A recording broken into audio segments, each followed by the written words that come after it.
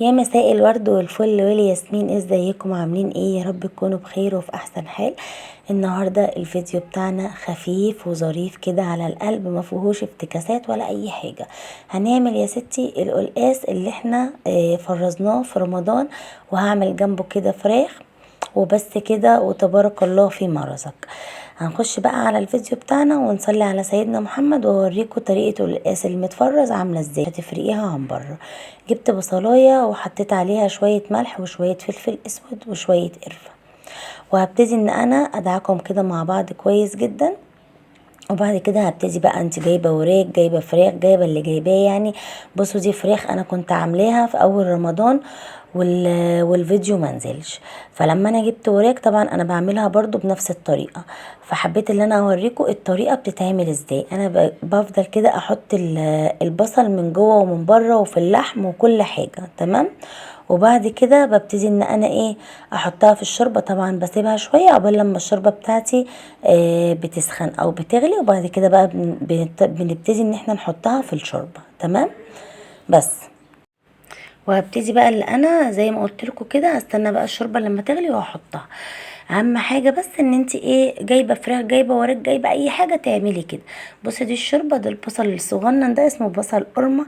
انا بحبه قوي قوي في الشوربه، بيكون جميل. حطيته كده زي ما هو، وحطيت قرفه، وحطيت ورق لورا وحبهان وقرنفل وشويه فلفل اسود، وحطيت كمان ملح وماجي، وحطيت الملح اللي هو الصيني الابيض ده، اسمه ملح صيني او مرقه صيني تمام.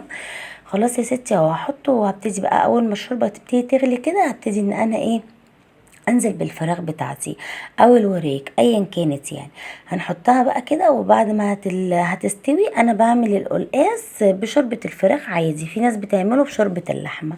ده بقى القلقاس وهو متجمد، شايفينه عامل ازاي، وادي السلق بتاعه طبعا احنا عاملينه مع بعض وشفناه. بصوا القلقاس لازم يبقى متجمد، تحطيه متجمد. طبعا الشوربة شفتها، حطيت لها شوية ملح تاني صغيرين، وحطيت لها ورقة ماجي، وهحط لها برضو الملح اللي هو الصيني ده تمام، لان طبعا دي بقى شوربة الوراك. وهحط شوية فلفل اسود. بصوا بقى، اي حاجة انت مجمداها لازم تحطيها مجمدة، يعني بتنزل على طول على النار مجمدة، ما ينفعش ان انت تسيبيها تفك وبعد كده تنزليها. لازم تبقى مجمدة كده عشان لما تنزل وتستوي تبقى اكنها لسه جاية طازة تمام. ما ينفعش ان انت تسيبي الحاجة تفك منك، ملوخية بقى، سبانخ، قلقاس، بسلة، اي حاجة هتحطيها في الشوربة او في التسبيكة بتاعتها لازم تكون نازلة متجمدة كده. خلاص يا ستي، بس هنبتدي بقى نسيبه بقى ياخد الغلوة بتاعته ويستوي، وهنروح نعمل ايه، هنروح نعمل الصوبيا.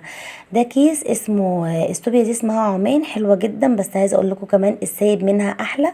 ده الكيس ده انا جبته وجبت عليه كيلو لبن تمام. ودي قوالب تلج، مش هنزود ميه، انا مش بزودها ميه، انت عايزه تزوديها ميه براحتك. وكمان السكر بحط لها سكر قليل قوي.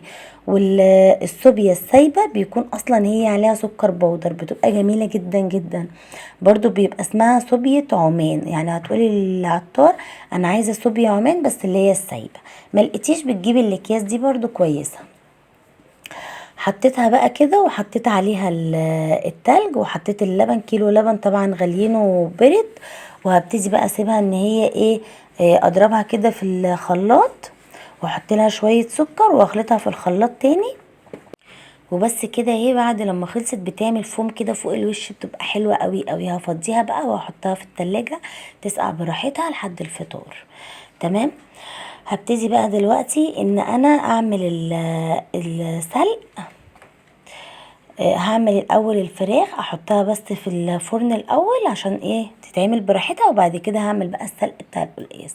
جبت معلقه سمنه وحطيت عليها شويه ملح وشويه فلفل اسود، والطريقه دي بقى بتخلي طعم الفراخ تحفه جدا جدا جدا. هدهن بقى شويه كده سمنه في الصينيه من تحت، حته كده صغيره، بدل بقى ما تحمري والكلام ده كله. الطريقه دي بصراحه جميله جدا، وبتخلي كمان طعم الفراخ اكنها مشويه. طبعا الفراخ حاطين بقى جواها، هوريكم البصل دلوقتي. ببتدي بقى احط الفراخ كده او الوراك يعني، وادهنها بالسمنه. بصوا البصل جوه جميل، بيخلي طعم الفراخ جميله جدا جدا جدا، جربوها بالطريقه دي. حاجه بقى كده سهله وبسيطه. انا ما عملتش جنب القلقاس رز، انت لو عايزه تعملي رز اعملي، احنا بناكله بعيش تمام. وطبعا احنا في رمضان فالاكل مش بناكل كتير، يعني مش بناكل كذا مره، هو فطار وسحور. فطبعا السحور بيكون غير الفطار، فما عملتش برضو بصراحه رز. احنا بناكله كمان بنحبه بالعيش، يعني هما لو كانوا بياكلوه بالرز كنت عملت، بس احنا بنحبه بالعيش.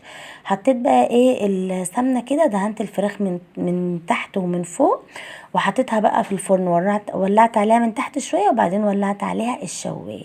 تعالوا بقى كمان علشان خاطر نعمل السلق. برضو السلق هحطه كده مجمد زي ما هو، هنزله زي ما هو مجمد وهحطه على النار يفك.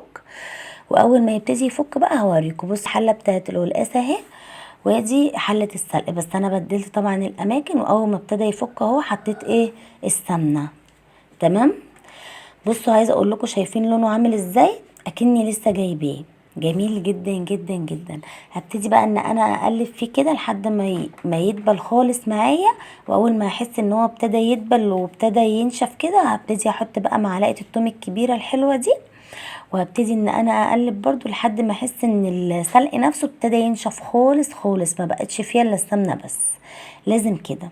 بصوا هنا انا شفت القلقاس لقيته محتاج شويه شوربه. طبعا انا ما كنتش حاطه الشوربه كلها اللي احنا كنا سالقين فيها الوراك، انا بحط شويه، ولما بعد ما بيتسلق لو لقيته محتاج شوربه تاني بحط، لان انا مش بحب الشوربه بتاعته. اهم حاجه ما تكونش كتيره في القلقاس عشان خاطر السلق يبان معاكي.